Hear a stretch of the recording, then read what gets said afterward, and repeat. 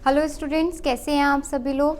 चलिए आज फिर से हम एक नया अध्याय शुरू करते हैं। ये भी हमारा नागरिक शास्त्र का ही है, चैप्टर 3 लोकतंत्र एवं विविधता।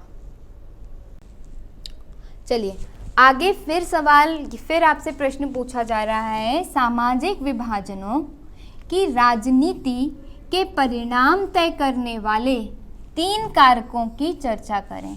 अब देखिए, सामाजिक विभाजन है, समाज में सामाजिक अंतर था, अंतर बहुत ज़्यादा बड़ा तो क्या आया, भेदभाव आया, भेदभाव आया तो विभाजन हुआ।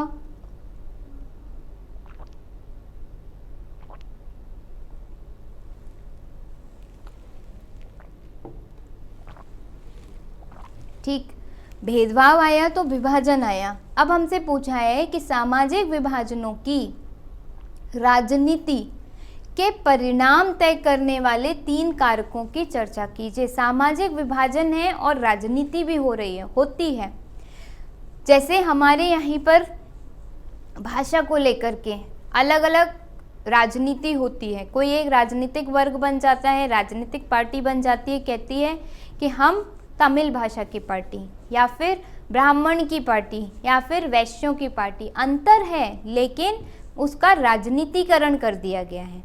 तो वही पूछा गया है कि इसके क्या परिणाम होंगे। इनके लिए हमें 3 कारक बताने हैं।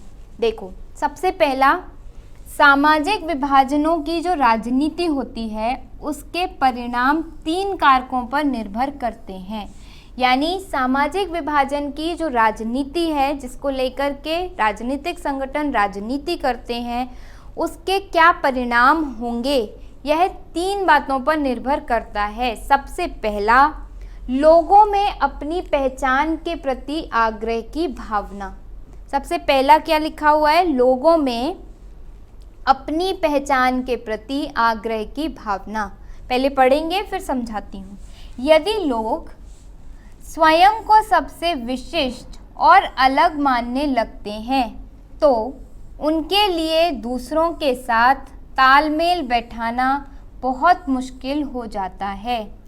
यदि लोग अपनी बहुस्तरीय पहचान के प्रति सचेत हैं और उन्हें राष्ट्रीय पहचान का हिस्सा या सहयोगी मानते हैं, तब कोई समस्या नहीं होती। जैसे बेल्जियम के लोगों में भाषाई भिन्नता के बावजूद वे अपने को बेल्जियाई ही मानते हैं। जैसे हमारे यहाँ पर सामाजिक विभाजन की राजनीति हो पाएगी या नहीं हो पाएगी, ये किस बात पर निर्भर करता है। सबसे पहला कि लोगों में अपनी पहचान के प्रति आग्रह की भावना। हम क्या अपनी पहचान मानते हैं।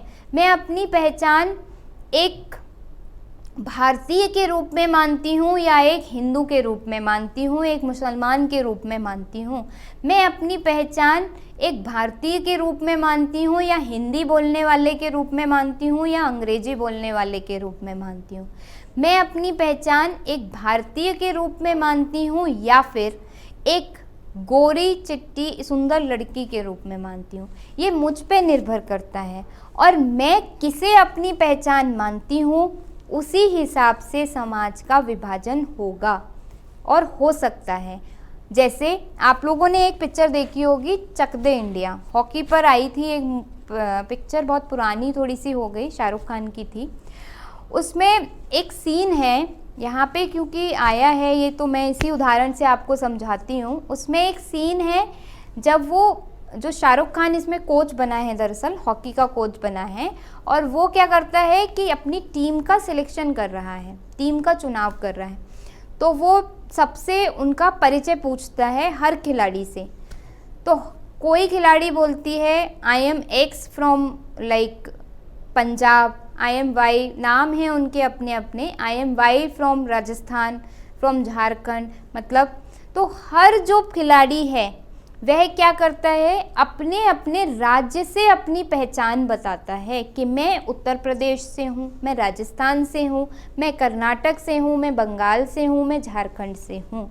तो वो किसी को भी नहीं लेता, सबको मना कर देता है, बाहर निकाल देता है। और लास्ट में सिर्फ एक खिलाड़ी ऐसी होती है, जब वो अपना परिचय देती है और कहती है कि I am XYZ from India. वो सिर्फ एक वो जो खिलाड़ी है उसका चयन करता है। उसके पीछे देखिए वजह क्या है, उसने अपनी पहचान किस रूप में दिखाई कि मैं क्या हूँ, भारतीय हूँ, मैं किसी राज्य से नहीं हूँ, मैं किसी भाषा की बोलने वाली नहीं हूँ, मैं किसी धर्म से नहीं हूँ, मैं किसी संस्कृति से नहीं हूँ, मैं सिर्फ क्या हूँ, मैं भारतीय हूँ, मैं इंडियन हूँ।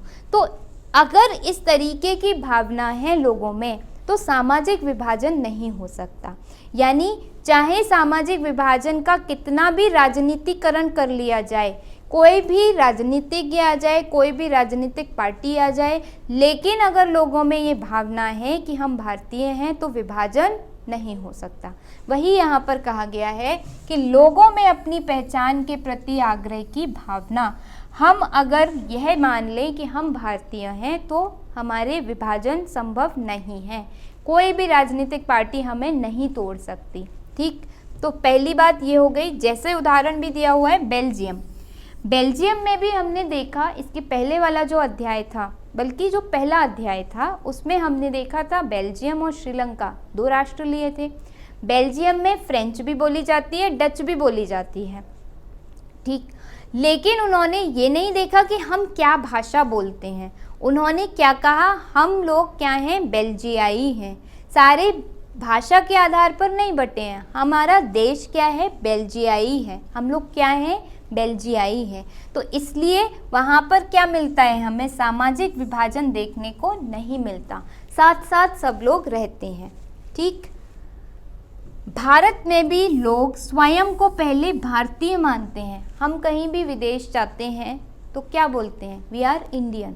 हम ऐसा तो नहीं बोलते कि हम भैया झारखंड से हैं, वी आर झारखंडेनियन, या हम झारखंड से हैं। नहीं, क्या बोलते हैं, वी आर इंडियन, हम क्या हैं, भारतीय हैं। ठीक, फिर किसी प्रदेश, क्षेत्र या धार्मिक सामाजिक समूह का सदस्य, यानी भारत में जो लोग हैं वह स्वयं को पहले भारतीय कहते हैं, उसके बाद वो कहते हैं कि हम किसी राज्य से हैं, हम किसी क्षेत्र से हैं, हम किसी धर्म से हैं। आपसे पहले पूछा जाए आप कौन है, भैया हम भारतीय हैं। जब हम फॉर्म भी वगैरह फिल करते हैं तब आप देखते होंगे उसमें पूछा जाता है कौन है, भारतीय हैं। उसके बाद पूछा जाता है किस, अच्छा भारतीय हैं लेकिन किस राज्य से हैं। ठीक है, तो एक कारण तो ये हुआ।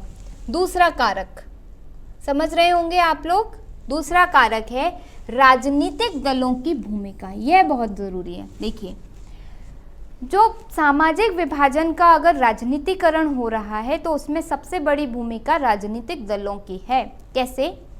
दूसरा महत्वपूर्ण तत्व है राजनीतिक दलों की भूमिका। किसी समुदाय की मांगों को राजनीतिक दल कैसे उठा रहे हैं, ये बहुत ज़रूरी है।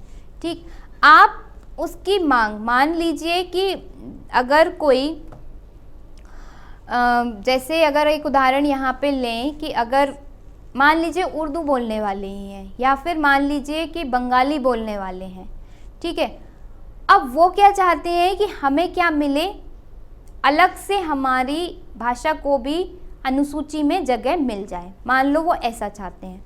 ठीक, अब जो राजनीतिज्ञ होंगे या जो राजनीतिक पार्टियां होंगी उन पर निर्भर करेगा कि वो इस भाषा के आधार पर विभाजन करा दें या नहीं कराएं।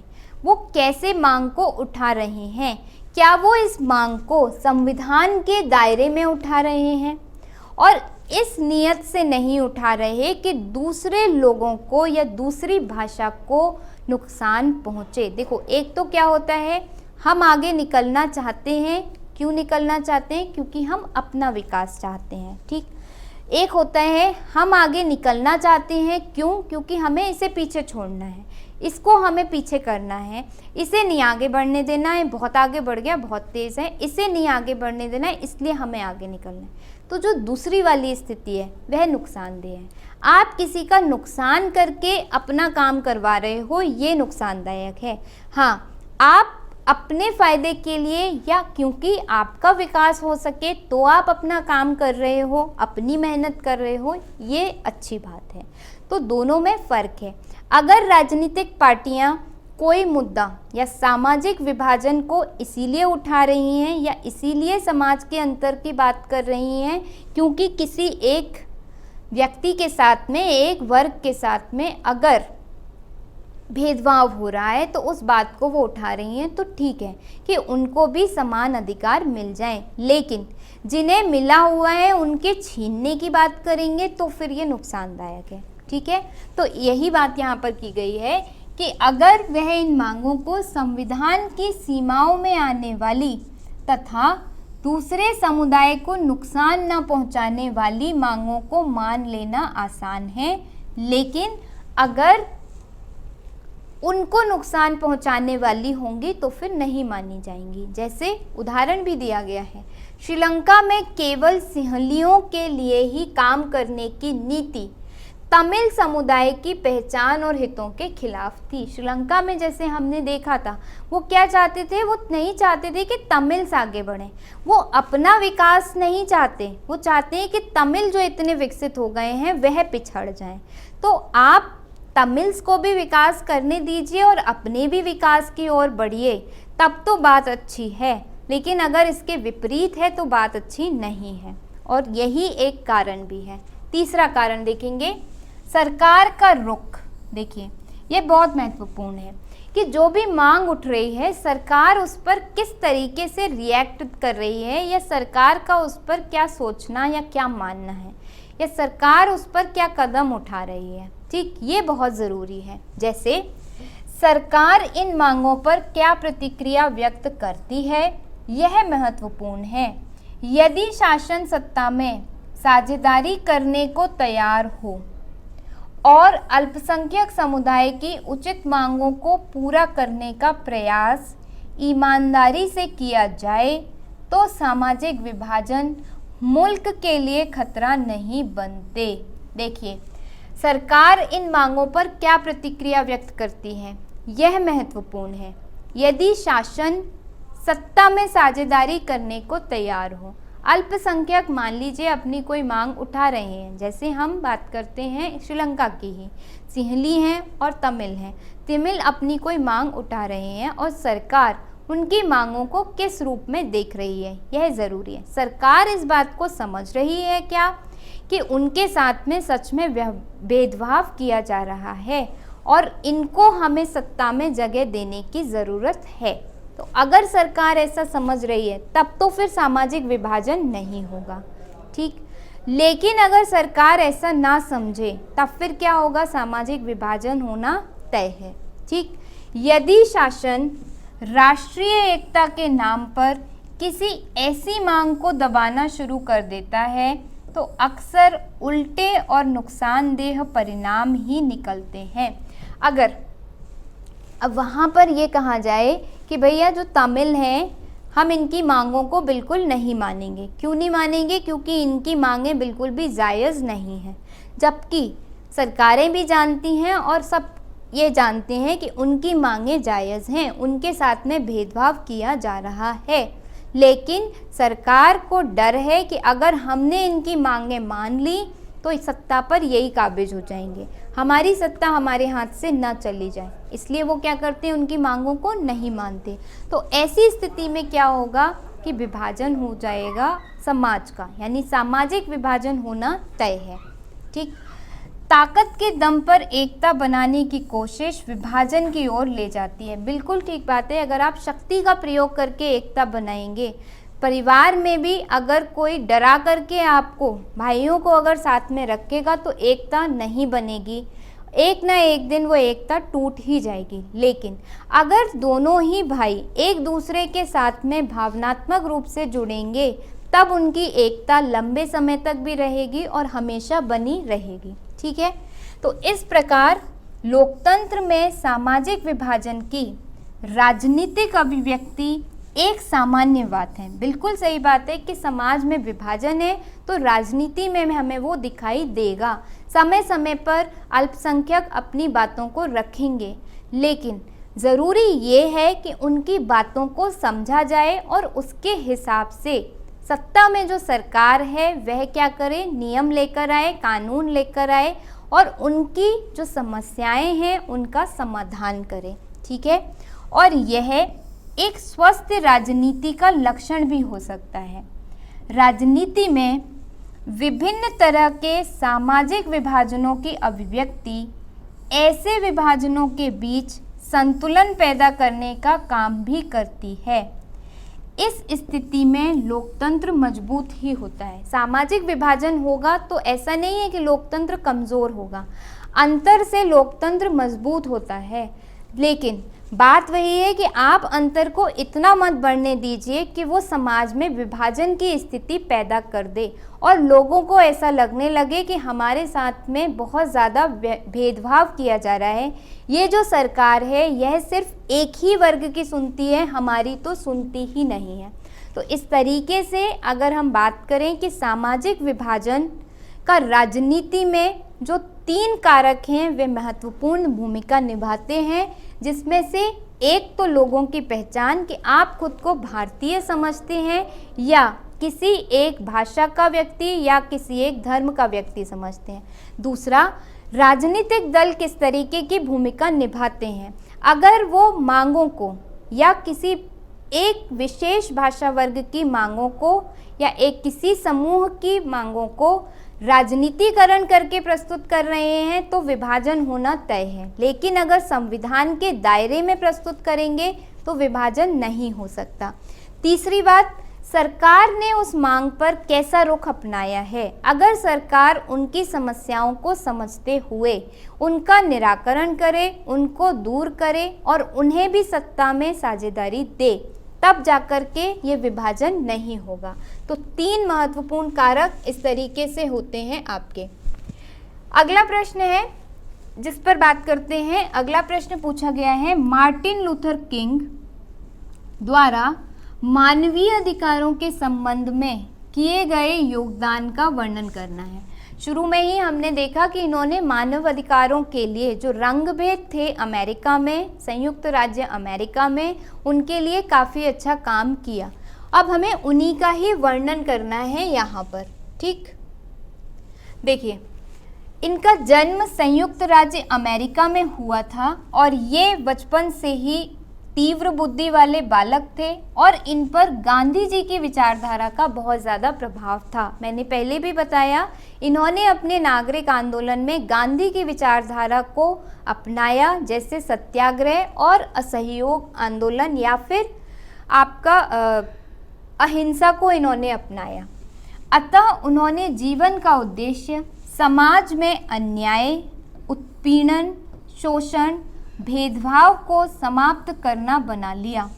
उन्होंने अमेरिकन समाज में जाति तथा रंग के आधार पर श्वेत और अश्वेत के बीच में जो भेदभाव था उसके विरुद्ध आवाज़ उठाई और सभी व्यक्तियों को बिना किसी जाति, धर्म, रंग, लिंग के भेदभाव के समान नागरिक, राजनीतिक, सामाजिक, धार्मिक अधिकार के लिए सत्याग्रह पर आधारित आंदोलन प्रारंभ किया। इन्होंने कहा कि हर एक व्यक्ति को, चाहे वह किसी भी जाति का हो, किसी भी धर्म का हो, किसी भी रंग का हो, उसे समान नागरिक अधिकार होने चाहिए, उसके समान राजनीतिक अधिकार होने चाहिए। ऐसा ना हो कि अगर वो श्वेत है तो चुनाव लड़ सके लेकिन अश्वेत है तो चुनाव ना लड़ सके।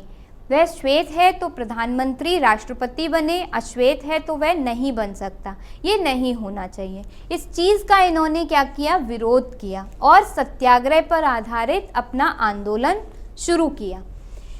मार्टिन लूथर किंग नागरिक अधिकारों के एक प्रमुख तथा शक्तिशाली नेता थे। इनके द्वारा पृथकतावाद तथा नस्लीय भेदभाव के विरुद्ध अहिंसात्मक आंदोलन को चलाया गया और उसका जनता पर बहुत अधिक प्रभाव पड़ा। ठीक है, इनके जो आंदोलन थे उसमें विद्यार्थी भी शामिल हुए।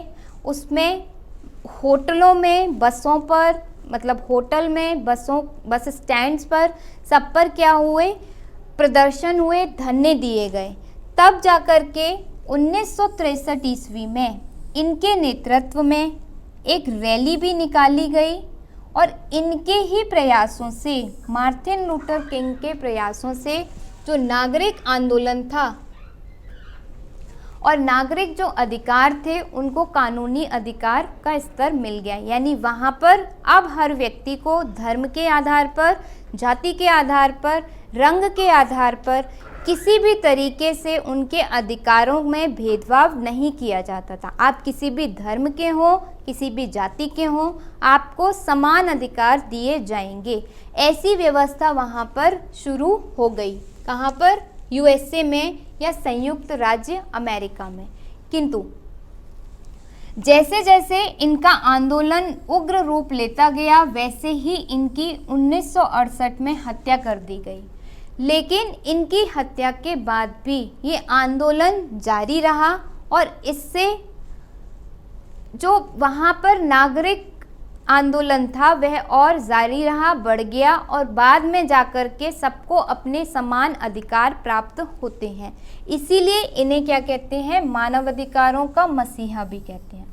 ठीक, तो यहाँ पर इस तरीके से आपका जो प्रश्न है वह खत्म होगा कि मार्टिन लूथर किंग जो हैं उन्होंने क्या किया? नागरिक आंदोलन चलाया और मानवाधिकारों के लिए, जो मानवाधिकारों का उल्लंघन होता था उसके विरुद्ध इन्होंने गांधी की नीति को अपनाते हुए संयुक्त राज्य अमेरिका की रंग भेद को खत्म किया और सभी नागरिकों को समान अधिकार उपलब्ध कराए। ठीक, चलिए एक प्रश्न और है आपका, सामाजिक भेदभाव का आशय क्या है? इसके मुख्य 2 कारण बताइए और समाप्त करने के 2 उपाय। पहले तो सामाजिक भेदभाव का डेफिनेशन यानी परिभाषा, उसके 2 कारण, उसके बाद उसको दूर करने के 2 उपाय। तो भेदभाव से आशय तो हम समझते ही हैं कि समाज में जो अंतर है, ठीक, समाज में जो अंतर है उसके बेस पर या उसके आधार पर भेदभाव किया जाना, किसी को ज़्यादा मिलना, किसी को कम मिलना, इसे हम क्या बोलते हैं? सामाजिक भेदभाव कहते हैं। कारण क्या है इसके? कारण है इसके जन्म पर आधारित और एक है पसंद या चुनाव पर आधारित। सामाजिक भेदभाव क्यों है?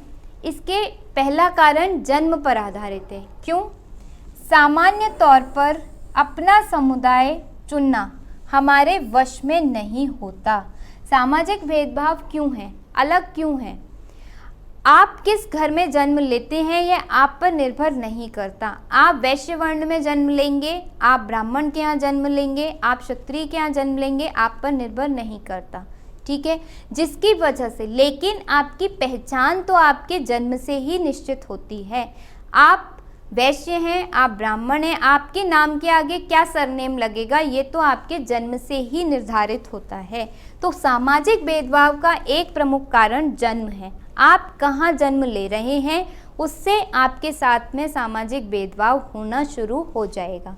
अगर आपने किसी दलित परिवार में जन्म ले लिया है तो आपके साथ में बचपन से ही भेदभाव होता रहेगा और बड़े तक वो चलता रहेगा। ठीक है।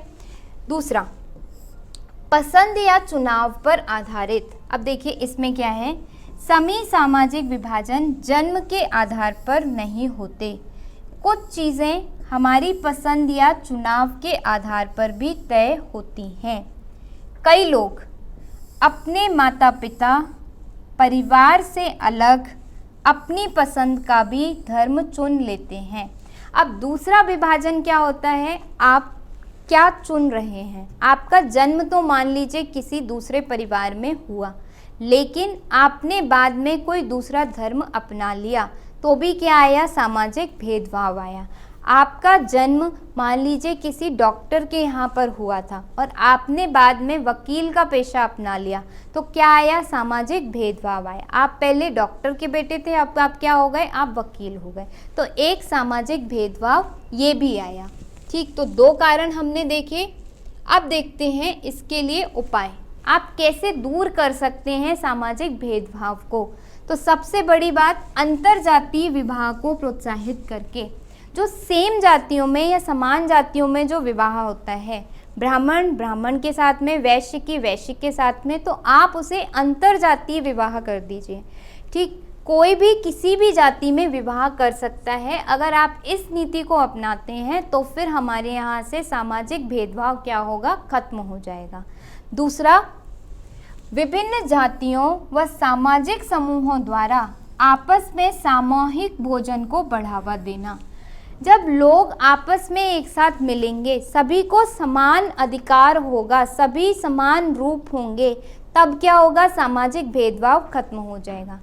आप जैसे कि हम देखते हैं कि जब आप लोग की ये होता है रावण या फिर पुतला दहन वगैरह होता है इसमें, या फिर जो कावड़ शिविर चलता है हमारे यहाँ पर, उसमें हिंदू भी उतना ही पार्टिसिपेट करते हैं, उतना ही जितना कि मुसलमान लोग करते हैं। तो उससे क्या होता है, सामाजिक भेदभाव खत्म होता है।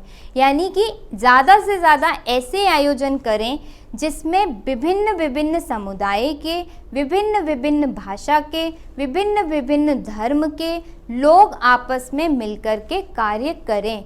ऐसे आयोजनों से भी क्या होगा, सामाजिक भेदभाव खत्म होगा। ठीक, जैसे विद्यालय सामाजिक भेदभाव को खत्म करने का एक बहुत अच्छा आप कह सकते हैं स्थान है, जहाँ पर क्या होता है, चाहे आप अमीर के बच्चे हैं, चाहे आप गरीब के बच्चे हैं, चाहे आप हिंदू हैं, सिख हैं, ईसाई हैं, कुछ भी हैं, आपको एक टीचर आएगी पढ़ाने के लिए, आपके पास में एक चेयर होगी बैठने के लिए, सबको एक से कपड़े पहन के आने पड़ेंगे। तो ये क्या है, इससे सामाजिक भेदभाव खत्म हो रहा है। सबको समय पर जो टाइम है उसी पर ही सबको लंच करने के लिए आपकी बेल बजेगी। यानी इससे क्या हो रहा है, सामाजिक भेदभाव खत्म हो रहा है। तो दो उपाय, एक तो अंतरजातीय विवाह, और ऐसे आयोजन करें जिसमें विभिन्न समूहों के जो लोग हैं वो आकर के अपनी प्रतिभागिता दें या पार्टिसिपेट करें। ठीक है, चलिए इसी के साथ आपका आज का ये जो सेशन है ये ख़त्म होता है। जो भी प्रश्न आज हमने लिए आप एक बार उन्हें फिर से सुन करके और लिख करके देखिएगा। मुझे उम्मीद है कि आप लोगों को समझ में आ जाएंगे। ठीक, थैंक यू सो मच।